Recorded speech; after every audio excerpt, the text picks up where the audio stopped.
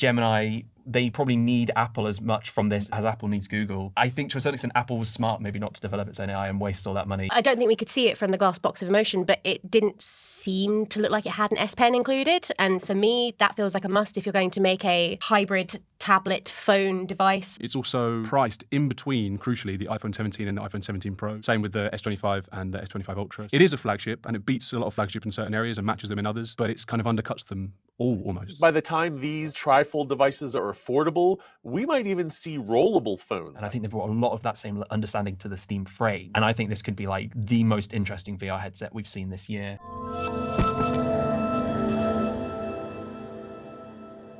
Welcome, everyone, to the 25th episode of the TechRadar podcast. My name is Josephine Watson, and I'm joined today by Hamish, Hector. Hello! Axel, Metz. Hello. And Phil Berne. Hey. This week, we'll be talking about the last and possibly best flagship of 2025, the OnePlus 15. We've compared it against the latest iPhone 17 series, and there's a lot to love, but you'll have to stay tuned to find out why. Elsewhere, rumour has it that Apple is making a landmark deal with Google to bring its long-awaited Siri 2.0 experience to life. But will that be enough to redeem itself following the Apple Intelligence fiasco?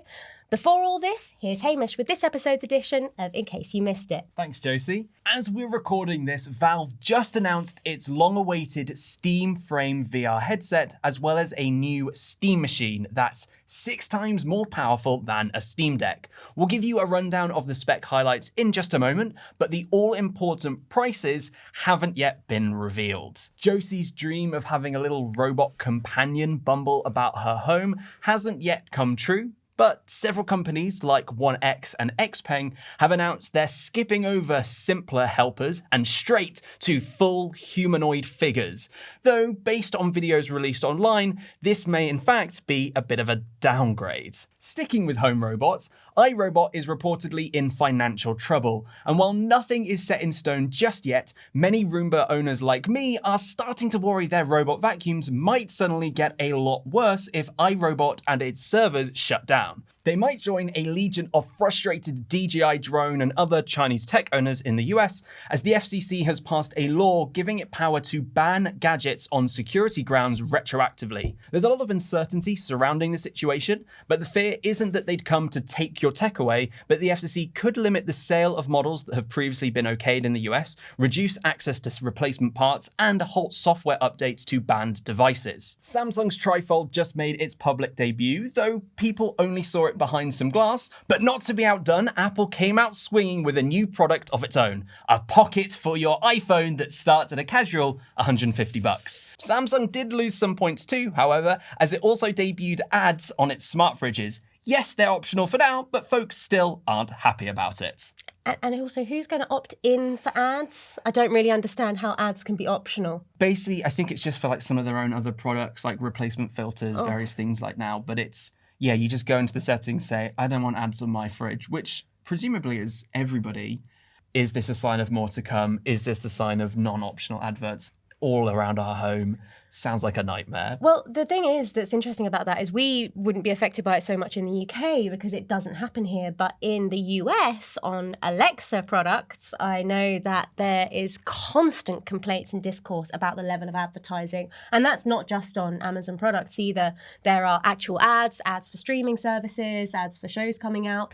And we get a lot of people complaining about that. I think at a point it was consent-based, but I think anyone who did say, no, I don't want this, has still found themselves facing a lot of ads. But let's dive into some of those other conversation topics because we have to talk a little bit more about this big Valve news. Now, as we are recording, literally as we are recording, this story is breaking. So there's a couple of little bits of information that we're not 100% sure on right now. But from what you know, Hamish, what's the story here? Cool. So there's 3 devices. I mentioned 2 of them in case you missed it just then. There's also a third one, which is a Steam controller.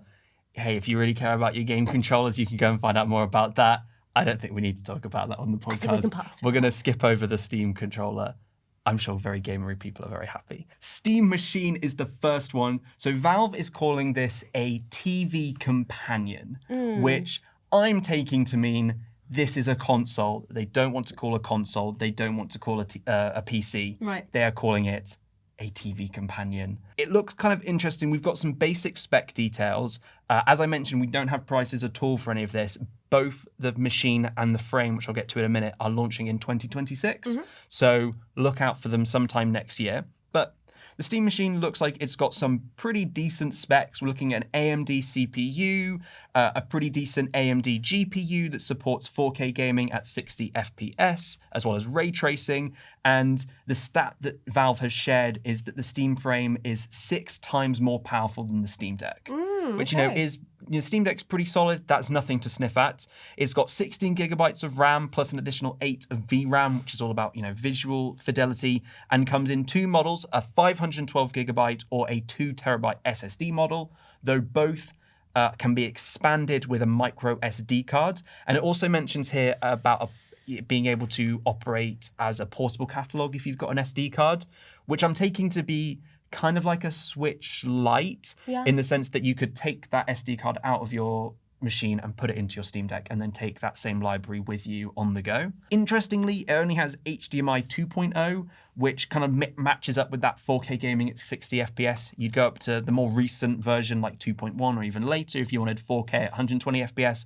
But if the machine can't output that data, there's no point, I guess, opting for that. And it is also running on SteamOS, which is this operating system that the Steam Deck runs on. And I think that's going to be pretty cool for a lot of interesting reasons, particularly because that's some software that other people have been pretty confident, getting in there, playing around with the system. I think people that have used Steam Decks even emulate it. I think you can talk a bit about that, can't you, Josie? Yeah, so I got a Steam Deck. I actually decided to forego upgrading my gaming PC for a Steam Deck, which many people probably would say is showing I am not of the PC master race, and maybe I don't want to be. I really love my Steam Deck, and I think SteamOS is such an incredible thing. Emulation, obviously, as a topic, is riddled with ethical quandaries. So I don't want to lean too much into evangelizing how amazing it is from the perspective that it is obviously used illegally a lot of the time. But in saying that, emulation does allow people who own a huge back catalogue of games that are otherwise inaccessible to finally play those games again. And I think that's really, really important. The way Valve has positioned all of their hardware, including the original Steam machine, which we'll come back around to in just a moment, is that it's for the people, basically. The OS is open, it's Linux-based, people can do their own customization of it, but they have also opened it out to the wider market. I think Steam OS is the feather in the cap of these devices, and I'm really, really excited. I'm mostly a console gamer, so this whole idea really excites me. I like console gaming because I use mostly Macintosh for my PC, and there's not really great gaming on Macintosh, and I don't want to get into a whole PC game kind of build, but I'm very curious about the Steam Deck, especially now that the Xbox and the PS5 are kind of reaching their, not quite the end of life, but they're getting a little long in the tooth, so I'm kind of curious to see what's next. Especially with all the games I miss by being a console gamer, I know that I'm kind of limited in what I have. Yeah, I think that this could be a swing for that thing. Firstly, it's the people that are a bit more system agnostic, and so eventually they will get all the exclusives that would, well, I guess Xbox doesn't really have exclusives anymore, but they'll get the PS5 exclusives eventually on PC. And then also what's interesting is this Steam machine will work with all sorts of controllers, accessories, and PC peripherals. So if you like the Xbox controller, if you like the PS5 controller, you can use either, or you could use a mouse and keyboard. And but it also will come with a Steam controller, or you can get the machine standalone, Valve has said. And I think the other thing that we don't know the price for sure, but the fact that it is leaning on 4K 60 FPS makes me wonder if this is going to be a slightly more budget-friendly option, maybe around the price of the Series S or a little bit more expensive, which is, kind of interesting because Xbox consoles have recently gone up in price.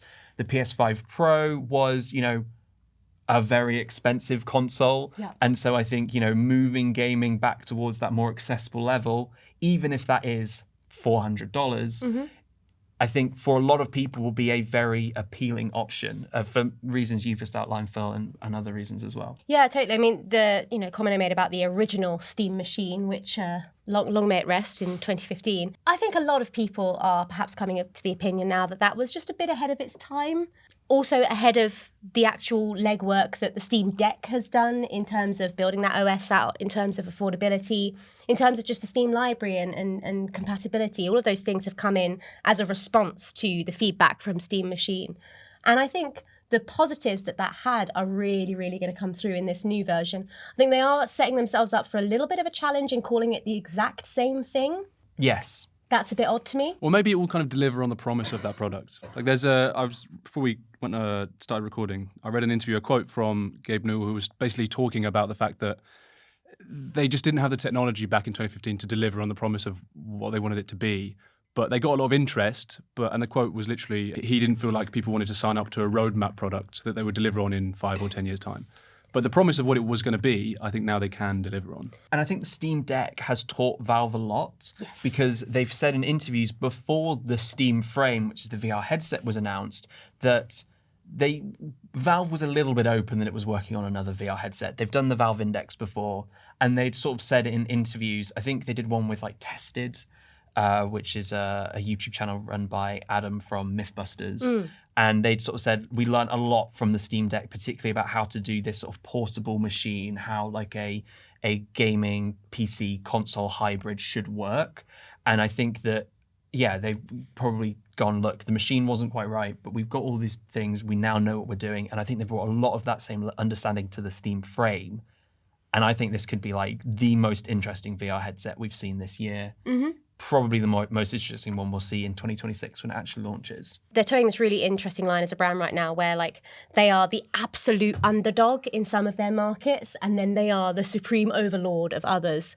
And I like how they sort of bring the benefits of both of those positions into everything they do. They really learn from their failings. They really, really invest off the back of their successes. And I don't know, I'm pretty damn excited. What's your thoughts on the headset specifically? So this is a device that has been like leaked so much. There have been rumors about it for months, and I'm very excited to see it. There's some really awesome details. So to go through some of the specs, it's got a 16 gigabytes of RAM, which is about double the 8 that the Quest 3 has. Wow. It's got the same sort of 2160 by 2160 pixel per eye display setup, which is basically the same as the Quest 3, slightly different numbers, but around that ballpark. It's got Wi-Fi 6E, so it's pretty good, and it's got direct links between a headset and PC. So if you do want to play PC VR games, it can connect direct with your existing PC. It also uses a Snapdragon processor. They've not named which one. It could be the XR2 Gen 2. Previous leaked specs performance details have suggested it might be the same CPU as the XR2, but a slightly better GPU. So maybe it's this sort of custom chip. Qualcomm does do custom chips for suppliers for vendors all the time. So it could be something like that.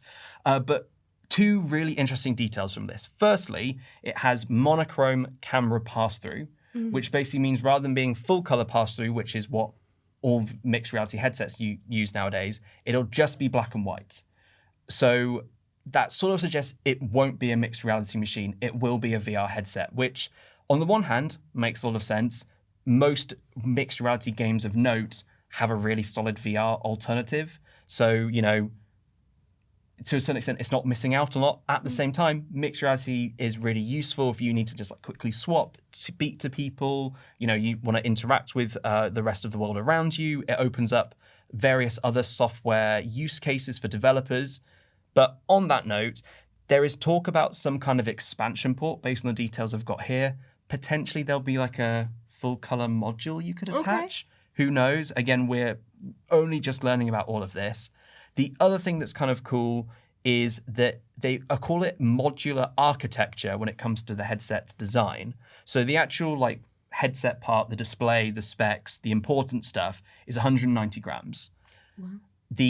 When you include the head strap, which is the battery, the audio, and the facial interface, that goes up to 435 grams. That's incredibly light, though. That's lighter than a Quest 3, lighter than the Galaxy XR, almost half as light as an Apple Vision Pro. I mean, that's not saying much. It's heavy.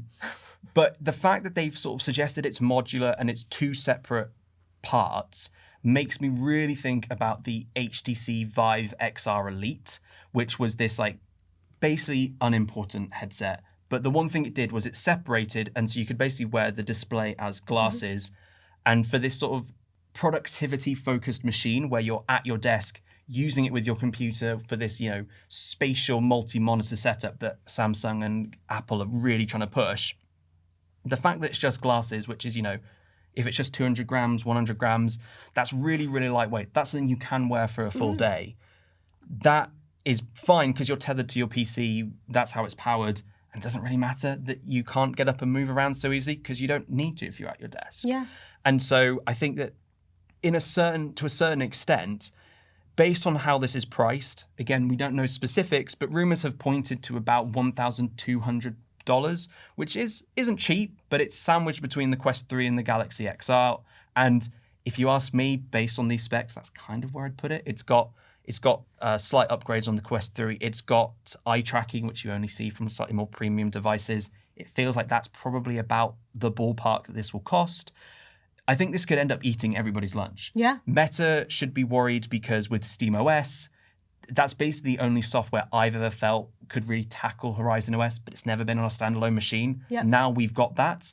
And then, Apple and Samsung should be worried because if it is this modular design, this will be what people want to use when they're at their desk. And the fact it has gaming baked in it's an everything machine. And I think that everybody should be really, really worried if Valve can stick the landing. And as we've said, they're willing to learn from their mistakes, work on their successes. And, I'm really hopeful that they will do well with this because this looks incredible. Yeah. No, it's a really exciting time. I think this is probably the most excited I've been since the Steam Deck, maybe, for gaming hardware. I certainly haven't been looking at Sony with great anticipation in recent years. So it's interesting. Before we move on to talking about one of our main topics today, I also wanted to highlight the Samsung Galaxy Trifold story you mentioned there. Yep. So obviously, as you said, we've only had a very restricted view so far. What could we glean from that view? I mean, it's a trifold. There's not much we can really glean when the tech is, a good distance back behind a plane of glass, especially when we weren't even really there in person to see it. It was shown off at an event that we weren't at, but obviously images have been shared online. But I mean, it's kind of what people expected. It looks like a Galaxy Z Fold 7 with an extra bit. And that's maybe all that Samsung needs to do, but there's so many questions. We don't know the full specs. We don't know, how the crease is going to hold up. I mean, the 7's done kind of okay, but, maybe we'll have a slightly better display on that end. We don't know what kind of cameras it will have, what battery life it will have. Importantly, we don't know how much it will cost. It will be probably a lot of money. I'm sure Phil and Axel have big opinions on that. Yeah. Yeah, I mean, I think the rumour there anyway is that it's going to be limited to Asian markets, at least at the beginning. And I think that's the right move because we've seen, Agreed. There just isn't necessarily the same appeal over here or in Western markets for foldables and any new things in general, right? Like we saw with the Edge and the Air, they're very exciting to talk about, but they don't necessarily fly off the shelves. Whereas over there, the Huawei Mate XT, which you saw earlier this year, that trifold, I think sold millions in China, but there's no plans to bring it elsewhere because the same demand just isn't there. So I think this will be a product that maybe it will do really well over there, and maybe there'll be another one which will do really well over there, but we won't see one over here for 2 or 3 years, I don't think. No. I mean, I can't get past the cost. I mean, I can't, every time you bend a fold, you pretty much double the price. You could buy a nice phone and a mini iPad, but if you put them together and fold it, you're going to pay twice as much. And I bet that if you do a third fold, it's going to be twice that. I mean, the Huawei Mate XT is thousands and thousands of dollars in China. And if you want to export it, it's going to be thousands of dollars. And that just doesn't seem really worth it. These devices haven't really proven that they are more than the sum of their parts. It's nice to have all these things together, but it doesn't really feel like you're getting more and you're paying a lot more. Because I use the Z Fold 7 all the time, and I do appreciate that larger screen. I find it really hard to type, if I've got to work remotely, say I'm on the train, I can't really type on a single screen. I have to unfold it and have it like a mini tablet, and that is useful. And so to a certain extent, I think, well, the extra screen real estate could also be more useful, but is that usefulness going to be met by the price? If it's, getting to close to $3,000, even more than $3,000. I can't see why you would buy that. And in your case, I think, do you feel like you now have come to appreciate the folding form factor because you've been, lucky enough to try a lot of these samples throughout the years and, not necessarily had to front up the $2,000 cost or whatever it is, whereas you may not have taken that jump at the beginning to even give it a try? True. I think I have been able to appreciate it. Though now having tried it, I would go out and buy my own one if I needed to. I don't think we could see it from the glass box of emotion, but it didn't seem to look like it had an S Pen included. And for me, that feels like a must if you're going to make a hybrid tablet phone device. We already saw the furore around that when it came to the Z Fold 7. So for me, that's kind of the kicker. If there is no pen, there will be no one buying it. I was going to try and find a rhyme, but I just don't have enough brain power for that today. By the time these trifold devices are affordable, we might even see rollable phones. I mean, we've seen rollable laptops from Lenovo. We've seen rollable screens from Motorola in prototype. We might have rollable phones that do almost the same thing for the same price by the time these things come down to about half of what they cost right now. Yeah, and that's kind of the pace of things at the moment with hardware especially. It's moving so fast that you catch on to a trend and then already the next 5 have come and gone looking at you thin phones. Now on to talk about a phone that has just released, the OnePlus 15. So we talked a little bit about the rumours in the last episode, Axel, but since then we have tested it and we have all the specs lined out. So could you run us through some of those? Yeah, sure. So I mentioned in the last podcast that it's sort of the last Android flagship of 2025, but then also should be thought of as the first of 2026 because it kind of kicks off this next generation of hardware. It's the first phone in the US to get the Snapdragon 8 Elite Gen 5 chipset, which is Qualcomm's latest, A19 Pro rival, which is a big deal because it will sort of tell us what to expect from the next generation of Android phones next year. You've also got a 165 hertz screen, not all the time, so there are only certain games that can then run with that refresh rate, but I know Phil's tried some, which I'll ask him in a minute about. The Plus key, which is OnePlus's take on the action button, and then a 7,300 milliamp battery, which is like ridiculous. It beats anything else available in the US right now. Damn. And then 120 watt charging with OnePlus's own SuperVOOC technology. So those I would say are the key upgrades over the OnePlus 13. It's also priced in between, crucially, the iPhone 17 and the iPhone 17 Pro. Same with the S25 and the S25 Ultra. So that's worth bearing in mind as we talk about it because it's this it is a flagship and it beats a lot of flagship in certain areas and matches them in others, but it's kind of undercuts them all almost. So I've been comparing the camera specifically, which I'll talk about in a minute. But Phil, you've properly reviewed the phone. How do you those specs, the battery, the refresh rate, the chipset, how did they perform in your actual testing? So here it is. It's incredible. I mean, I really have to say, in terms of just raw testing, like the kind of test we get out of the lab, it just blew away any results that we've seen before in terms of performance, in terms of battery life, in terms of these really, really key metrics that we test. It's just been incredible. Using the phone is a blast. I love OnePlus's software. I think their interface is great. It's refined. It's nice to look at. It still keeps a lot of the cool customization features that I miss from like the old Android days, like transitions between screens and, being able to rearrange my app drawer, those sorts of things. But it's just a lot of fun to use. I've just had a really great time with it. I think it's a great phone. I think it's really fantastic. I think the only problem I have with it is that it's just a little harder to buy than your average Samsung or Apple iPhone. You can't walk into your favorite carrier and get a great deal on it. They have a more limited sales channel, so you're probably going to have to pay all that money up front instead of paying it over the next 2 to 3 years with a contract. And I think that's the only thing that keeps me from, or keeps a lot of people from getting this phone. I think it's a fantastic phone, and I wonder why more people aren't jumping on the OnePlus bandwagon. Is this basically the Oppo Find X9 for the US that just launched Sort of, yeah. The Oppo Find X9 is like Uber flagship, so it's more. Even if it was sold here, it would be more expensive. The cameras, the specs, it's got 3 50 megapixel rear cameras, so 50 megapixel wide, 50 megapixel ultra wide, and a 50 megapixel telephoto with 3.5x zoom. So I went to the launch of the phone in Prague with OnePlus and actually took the 17 Pro with me so I could just compare the cameras. So this has a very similar rear lineup. So it's got 48 megapixel all three. But the optical zoom distance is 4x instead of the 3.5x, sorry. So we can probably put some samples on screen because I'm going to publish a piece about it anyway.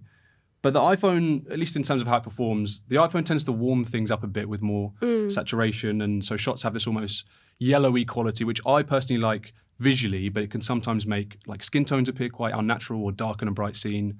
But essentially, an iPhone has this really sort of punchy contrast between shadows and highlights. Yeah. And at least I found in Prague, which by the way was like really grim and dull and not great for pictures, but in some ways Czech Republic is a bit grey and Prague is a good place for that anyway.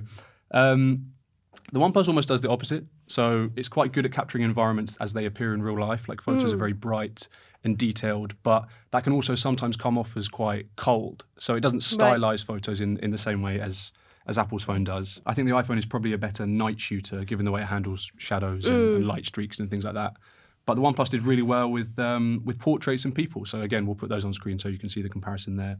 It's also worth remembering, as we mentioned earlier, that the OnePlus is cheaper. So we should be comparing it, strictly speaking, to maybe the 17 rather than just the Pro. Right. And the 17 doesn't have any sort of telephoto to speak of. So again, Phil, I mean, you've done your own testing. Do you agree? You found similar things? What do you think? Yeah, I totally agree. I mean, I think that the camera's great. The iPhone 17 Pro and Pro Max, I think, are probably a little bit better and a little bit, more for like real hardcore photographers. But I have no complaints about the OnePlus 15 cameras. OnePlus does a great job with action photos. So if you're taking shots of like fast-moving sports or flying birds, things like that, they do some really nice work on their action photo modes and stuff. But otherwise, it's a very, very good camera. Maybe not the absolute best, but all around, I think the package that you get makes for a better package overall. And then also, one of the things that Axel's already highlighted is about this incredible battery life. Now, that came at the cost, I guess you could say, of magnetic charging. Now, I say that cost very loosely there, right? Because it still is quite small number of companies outside of Apple and now Google doing this. So we had an interview with Rudolf Zhu, which I believe was you, Axel, right? Yeah. So he's the senior product marketing manager for OnePlus, and he kind of leads the charge on the OnePlus 15 specifically. So yeah, we saw Google give its Pixel series MagSafe style magnetic charging earlier this year. So it's led a lot of people to want or expect, the next Android phones, all of them to have a similar sort of thing. Right. So I just asked OnePlus, essentially why it didn't put magnets in the phone. And they simply said, that there isn't enough room alongside that massive battery, which is a trade-off that they were quite happy to own. And I think they're right to own it, given that the OnePlus has better battery life than the Pixel 10 Pro XL. But it is interesting. I mean, the comment section under that story that I published, I'll just read you two comments from readers that were literally on top of one another. So one person said, "So disappointed that they didn't add the magnets, and this response is BS. I would take the integrated magnets over a massive battery any day. It's worth it for the accessories and charging accessories. A 7,000 milliamp battery is nice, but for most people, you're still charging every day, so it doesn't really matter." And literally the comment below it was, "I never see people without cases anymore unless they're YouTube reviewers. Magnets are not a deal killer for me. I would much rather have a larger battery and keep the weight and price highly competitive." So, it's going to divide opinion. But for me, the battery life is just phenomenal. And OnePlus, you can get a magnetic case, which gives you all this Qi 2 compatibility anyway. So it's a trade-off we've been dealing with for a long time. When you shouldn't need magnetic charging if you've got a phone with an incredible battery. Obviously, battery degradation is a thing that happens. But at the same time, I don't know. I mean, Phil, you've been trying it. How's that battery life in practice? How many times have you had to sort of charge it in an average day? Never. Okay, so I've got my Pixel and I've got my OnePlus here, and you can kind of see maybe side by side. Do I believe OnePlus's argument about magnetic charging?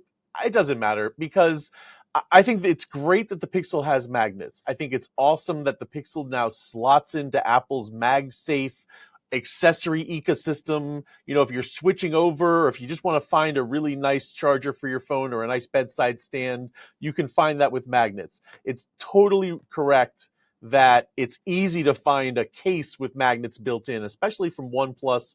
All of their new cases, all three of their new cases for the OnePlus 15 have the magnets built in that line it up with your MagSafe charger. And the battery life really is incredible. This thing gets about twice the battery life of my Google Pixel 10 Pro XL, which is about the same size. I mean, it gets hours and hours longer than the same size iPhone Pro Max, the 17 Pro Max. It's really, I could use this phone for 3 days without charging it and still have some power left at the end. And I'm a real power user. I'm using the cameras, I'm playing games, all of that stuff.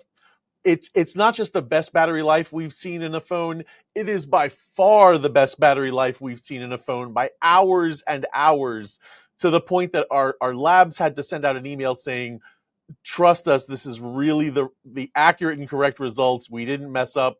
It really is this good. It's really amazing. And it's definitely earned your love, right, Phil? Like, this is, I think you said yesterday, the highest review rating you've ever given a phone? Okay, so I'm giving it a 5 out of 5 on TechRadar for this, which is that a perfect score? Sure, that's a perfect score.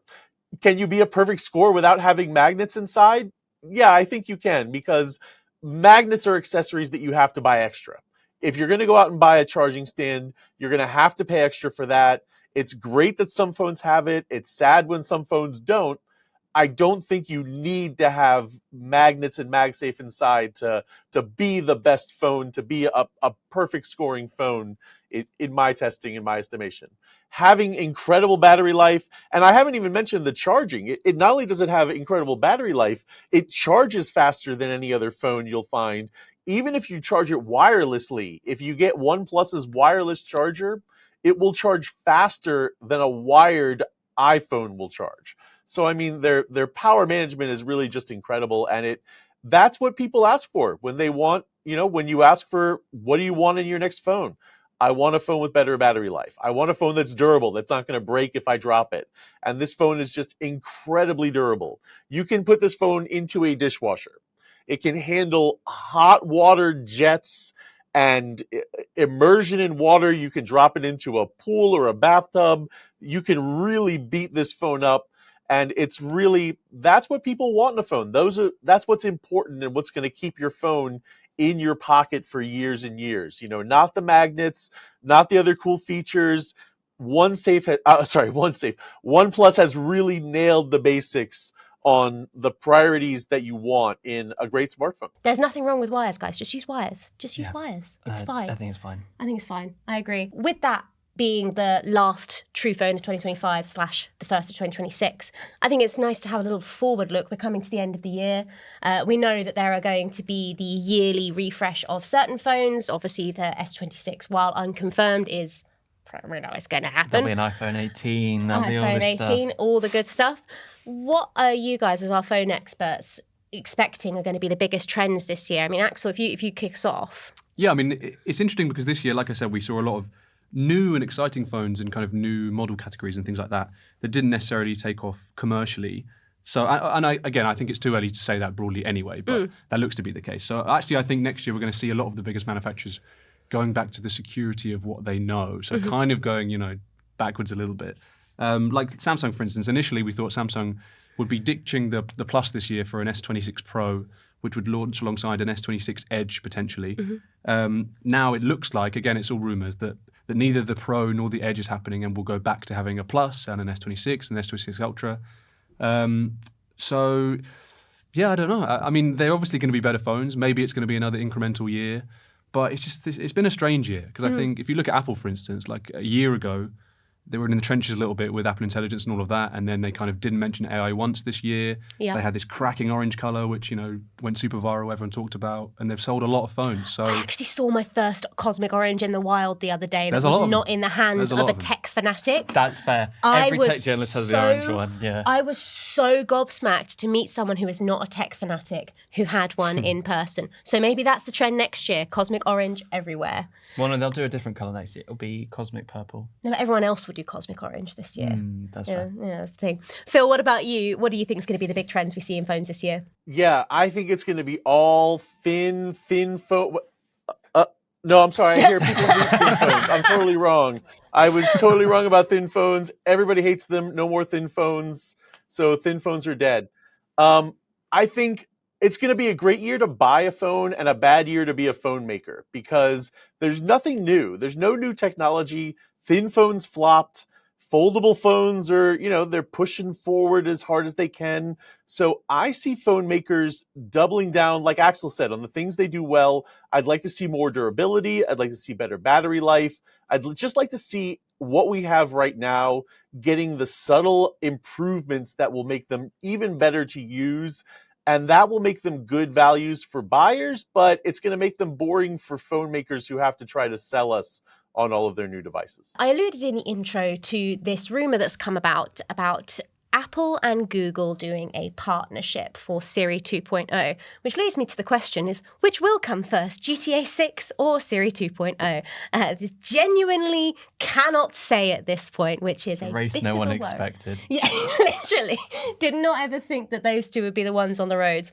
But with that in mind, I wanted to talk a little bit about what the landscape is for this. So we don't know much, but Mark Gurman has been reporting on this since way earlier in the year, and then he sort of refreshed those rumors recently, indicating that it's pretty much all but guaranteed.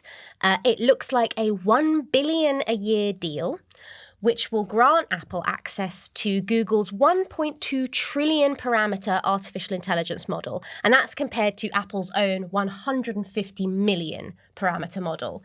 So if that many parameters weren't enough to make Siri 2.0 work, perhaps all of Google's will. Now, by all accounts, it sounds like a temporary measure. Apple insiders seem to be indicating that there is very much a desire for them to regain the reins on this AI conversation at some point. Now, Axel, we talked before about Apple missing the mark on Apple Intelligence. What do you make of this? I think it's smart in the meantime, just to kind of get in the race and get the product out there. And okay, it might not be a good look for Apple in that they're having to kind of lean on Google for support, if you like, but as someone who knows how good Gemini is, I've got no issue with that platform being the kind of foundation of Siri. And I think it's worth clarifying that it won't be like having Gemini on an iPhone. Well, you can have that anyway, but you know what I mean? It's not going to be Gemini if you press the Siri button. But it's like Siri that's powered by Gemini, so it's essentially the same thing anyway. And if anything, it's almost sort of Google giving away a sort of USP of some of its own phones because it knows it can make more money through this deal than it can through selling Pixels. So yeah, it's I think it looks... I don't want to say it looks bad for either of them or good for either of them. I think it's probably a mutually beneficial thing. Obviously, Apple has had this big stance on privacy, on data collection before. Some of that's been perhaps a little bit more to do with marketing and separating themselves out. And some of it perhaps does come from a good place. We're never going to know the full balance of that.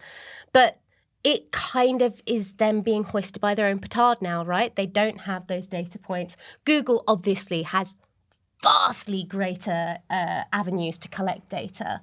But I am curious to know, Phil, about how you think this deal is coming together behind the scenes, especially when it comes to some of these data points. Yeah, these are all great points. The first thing to know about Apple and Google is last year, some documents came out in one of the antitrust cases that revealed that Google is paying Apple somewhere between $18 to $20 billion a year to keep Google search exclusive on the iPhone. So to hear that Apple is now paying Google $1 billion a year for anything just sounds like they're just crossing off one of those billions that's going back and forth between these two companies. And it just doesn't really sound like as big of a transaction in that kind of perspective. It makes a lot of sense for Apple to be buying up some training data or language models or whatever they need to kind of shore up for these AI features that consumers don't really seem too excited about. What we're hearing is that agentic AI, the next big thing, is going to be where it's at and where people really kind of get excited.